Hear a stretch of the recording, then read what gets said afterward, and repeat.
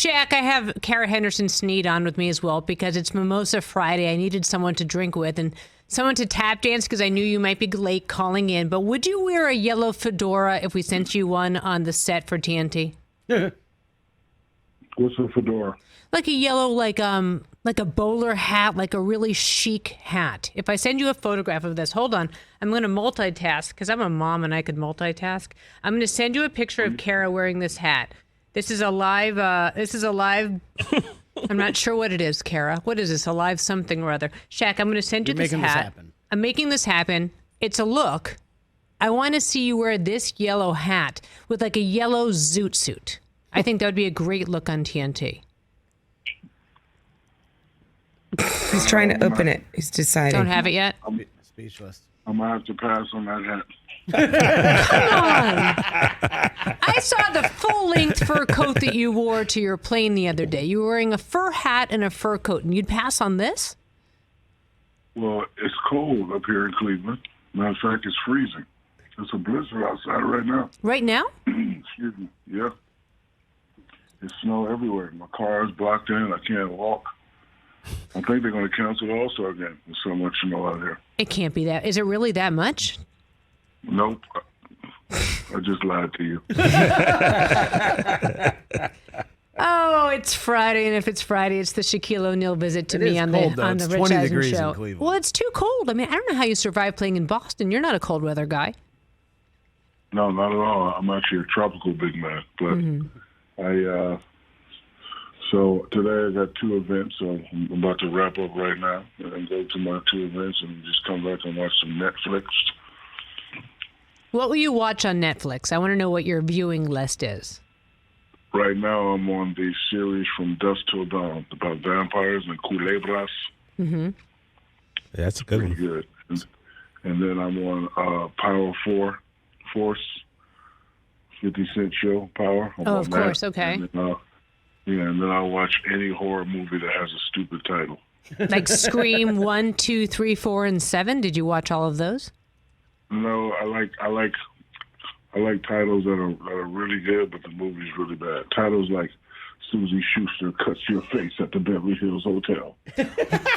You know what's funny? I made a fortune on that movie. There's a sequel coming up. It's saying Suzy Shuster bumped you in the back of your knees in the Beverly Hills Hotel. You know, I ran into Shaq last week, which is why I booked him for the show. Also, everybody who watches this show knows I don't do this show without Shaq. He's like my security blanket. But I did sneak up behind him. And you know when you do the knee thing where you push somebody's knees in? And then I thought, what if I actually injured Shaquille O'Neal accidentally? That would be a horror show. The crazy thing is after you did that, my left hook reflexes almost turned around, but then when I saw it was you, I was like, abort, it's Suzy. Because that would have really sucked, by the way. Like, go home with the black guy. Mom, what happened? Shaq hit me in the face. Can you imagine? And that would not be, that's a horror movie. Ever. I know, Shaq. You're in good shape now, big guy. What's going on? You look good. So I want to pose topless on my birthday with the caption that says, "Does your daddy look like this?" That's my dream, to go on Instagram one last time. So no, this is. You almost look like Aaron Donald. I know, but this is what it is. I was trying to get the 12-pack. I don't have that much discipline. I'm gonna go on and admit it to myself, but I don't want the OTB. B. That's the over the belt Barkley belly. Wow! Yeah. Ooh. So I'm just trying. So I'm eating. I'm on a diet well enough to keep my stomach flat. Like I'm 50. I don't need the 9-pack or 12-pack. I've had that, but I'm just trying to keep my stomach flat. So I eat healthy 70% of the time, and then I cheat in moderation. So like I was trying to do the 12-pack and veggie burger and veggie this, but I can't take it. I like my sandwiches, I like my burgers. I just gotta do it in moderation. But as long as my stomach is flat, I'm happy. Yeah, you FaceTimed me a couple times when you've been cooking. What's your cheat? I want to hear what is on the menu for a Shaquille O'Neal cheat day. 2 club sandwiches and some French fries. Ooh. That's it? And if I'm on the road, McDonald's. McDonald's. And if I'm in any of my cities with my restaurants, Big Chicken. But I'm a sandwich guy. I just love sandwiches. All right, next time you're in town, I'll get out the old press. Hey, by the way, and I'll order you something because who am I kidding? I've never seen you make that. a Was panini. That cute, Kara? Yeah, a panini. I have a panini press. A panini. It's in a box. Panini. Yeah, a panini, with a bread that's toasted and delicious. No. Just say sandwich. You rich people are always trying to. I'm sorry. Shaq's not rich. Shaq has no money. I didn't drive away in a Bentley or a Rolls Royce. Now you telling all my secrets. And the license plate was. There goes the everyman status. Hey. Yeah. How was watching the Super Bowl for you? We FaceTimed during it. I got street cred for my kid. I said, "Look who it is," and they were like, "Okay," and that was it. That's all I got. I got nothing. How was it for you watching another team like this win big in LA? It was fun. But it was different, because after the game, I thought the city was going to be a little bit more on fire.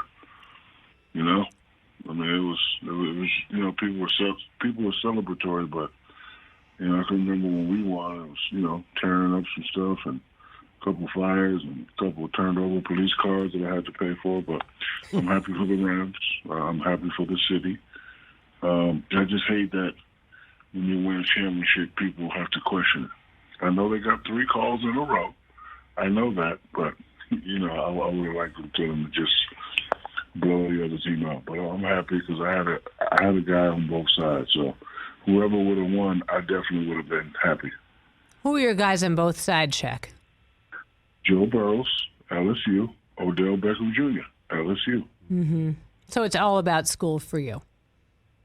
All about school for me because even though I was at the Super Bowl cheering, I'm a Cowboys fan. Do not get it twisted. I've always been a Cowboys fan. I will always be a Cowboys fan through the good, the bad, and the ugly. And it's ugly. But and also that TJ's in the corner right now, and he's kind of happy about that because, TJ, you have a question for Shaq, and there's something burning in your brain. Well, it wasn't even a question for Shaq. It was just like, Shaq, I've got a velvet rope up in front of my desk here, and it's because... Get to the point. The point, Shaq, is a lot of people like to talk trash about the Cowboys, Shaq, so I devised the system determining if their team that they root for was good enough for me to argue with them about football based on whether or not they wanted to talk trash on the Cowboys. So that's basically what that one is. I mentioned this. I was on my podcast the other day. I mentioned this about the Cowboys. I wanted somebody to go with it, but this is what I think. If you look at the job that Deion Sanders is doing at Jackson State, that's the type of energy we need at Cowboys. I don't know who the new coach of the Cowboys is, but I think you should bring Deion back home. He played there. He knows the system. He knows what it takes to play. I think he can definitely get the guys ready. So Deion Sanders should be the next Cowboys coach. Ooh. I love that. That's a great take. Well, and Coach Jerry Shaq, like he goes back and forth, like a coach that's a little bit more he can control, and then he goes the other direction and gets a coach that's going to do his own thing. So that would certainly be going back in that other direction for sure. And he loves a big name. Yeah. And he loves a big splash. And boy, Deion's done a great job. Yep. And not only that, Deion will hold these guys accountable. I think this is a genius idea. They're, they won't be on their phones in the locker room. Have you seen that video? He's like, "Get off your phones, or you're not playing." And I'm like, I love that. I love it. I saw that. It's one thing, like when Phil came and Suzy knows this because she was there. He held me accountable. Like, hey man, you missing too many free throws. Like, hey man, you put on some pounds. Hey man, you're not doing this. Hey man, stop fighting. Yeah, like he held me responsible. And that's what some of these superstars need these days. Well, and they want it, don't they, Shaq? Don't they want that? Like, to a certain degree, at least within the bounds of the playing field. It seems like from watching the Jordan documentary, that's what Phil's so good at doing. Like, holding you accountable for your basketball play, but then letting you be who you are outside of the building. Sean's like that. Yeah. So, but some of these guys in the younger generation, they just want to You just pay them and then you just move out the way. And then you allow them to have excuses and this and that. I don't know. It's different. Kids these days. Shaquille O'Neal here on the Rich Eisen Show. Suzy Shuster, Kara Henderson stayed with me as well. You bring me to the Ben Simmons question because I think you're talking about these young players right now. And we've been talking about it the last couple of days. Marshall Falk and I were talking about it yesterday about mental health, mental illness, but also just needing to look into yourself to want to be better, to not have to have a coach tell you and push you, but reacting that way. What's your thought, Shaq? I would like to talk to a mental health expert. I want to know, can mental fortitude be looped inside of mental health and mental illness? Because I don't know. I just know that you have to have tough mental fortitude to be great. You have to have excellent mental fortitude to be one of the greatest. Criticism comes with the game. I said on TV, you don't think they asked Phil Jackson, could you win with Shaq missing free throws? He probably said the same thing Doc said. You don't think I looked in the stands and seen you and Rich make a face when down by one when I miss a free throw? You don't think when I'm walking around and people saying he's a great player, but he can't make a free throw. You don't think that bothered me? But I had the tough mental fortitude to get through it and persevere, because I wanted to be great. When I first got to LA, Jerry West sat me down and said, at the end of this thing, whenever you retire, you could either be up there with the greats or it's going to be a bust. And it'll be one of the biggest busts in history. I don't want to be a bust. I don't want to be on that side of history. I want to be on it. So I did whatever I had to do. I sucked it up. I let people talk. Suzy was there. I wanted to beat teammates up, and Suzy would calm me down, and Suzy would, like, you know, if I give her a wrong answer, she's like, I'm not going to print that, Shaquille. That's going to cause problems. That's why I love Suzy, because she was honest. She had integrity, but she also taught me. Because I would just say whatever, and she'd be like, Shaquille, I'm not going to say that. Maybe you should say it like this. She was actually like a teacher. So that's why whenever Suzy calls, I consider her and Rich friends. But I need to find out, is there a difference? Can they intertwine with each other? Because I don't know. I don't want to say the wrong thing. I do know that when I run around L.A. and I see those people living on the streets, to me, that's mental illness. I wanted to do a show one time about, you know, I just wanted to hang out with a homeless person and, you know, just hang out with them, see what they're going through, and try to help them get a job. No company would insure it because they said mentally they don't know what a person could do or would do. No company would insure it. Like, I just want to stay out there 30 days with them. Don't bother me. No leaving food on the side. I was just going to actually see what it feels like for 30 days. But I know that those people have mental problems. And it's just hard for me to believe that a guy that's making 40, 50 million, all of a sudden, it just comes. And then I also want to know, can it just come all of a sudden? Because, like, if you're 17 and you tell me that you've had it, and, like, you're 30, we already know. But can you just come out of nowhere and say, I got it? I mean, I need to know these questions because I don't want to say the wrong thing and disrespect people. You know what I mean? So I need to reach out to Dr. Oz or Dr. Sunjay and ask these questions because I don't really know. Two more questions for Shaquille O'Neal. He's joining us on the Mercedes-Benz Vans phone line. So Jerry West was with us yesterday and really went deep into his own experience with mental health and the dark days that he had when he played, and even went so far as to say yesterday was a bad day or the day before was a bad day, and really shared with us. It really touched a lot of our viewers and listeners. Did you ever have those kind of days? Have you had those kind of days, Shaq? All the time. But I don't want to. I don't know what it is. I just know that when you're raised by a drill sergeant, you're trained a certain way. I'm not allowed to have those days. I'm not allowed to feel down. Because, what about the people that are really going through stuff?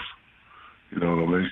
Like, I understand those people, but I've always had coping mechanisms on how I get out. I don't know what it's called, but I don't want to say it's that because I don't know if it's that. But I never Like, my motto is to just be happy, take care of other people, and just stay on a righteous, positive path.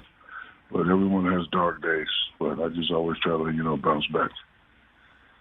So what's your message then to Ben Simmons as he now joins a new team, seems to come back in with a smile on his face and joins the New Jersey Nets? What's your message?